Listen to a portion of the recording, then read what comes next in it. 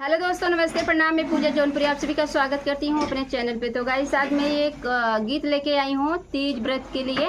और ये भक्तन भोले बाबा से क्या मांगती हैं, तो उसी के भाव में मेरा गीत है। आप लोग सुनिए, कैसा लगेगा कमेंट बॉक्स में। चुनर लाल मांगीला हो लहरेदार मांगीला, चुनर लाल मांगीला हो लहरेदार मांगीला, अपने भोला जी से ही है वरदान मांगीला, अपने भोला जी से ही है वरदान मांगीला।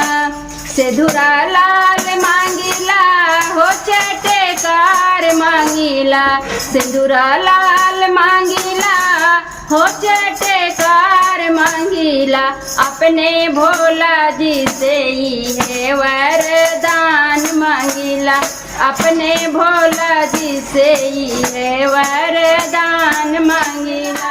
मांगीला हो लहरेदार मांगीला, चुनर लाल मांगीला हो लहरेदार मांगीला, घर में पतोहिया मांगीला, अपने शिव जी से ही है वरदान मांगीला, अपने शिव जी से ही है वरदान मांगीला।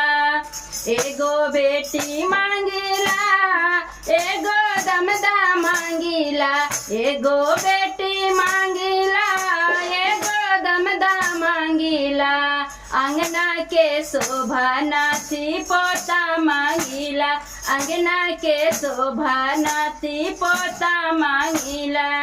चुनर लाल मांगीला हो चटकार मांगीला, चुनर लाल मांगीला हो लहरेदार मांगीला, अपने भोला जी से ही है वरदान मांगीला, अपने भोला जी से ही है वरदान मांगीला।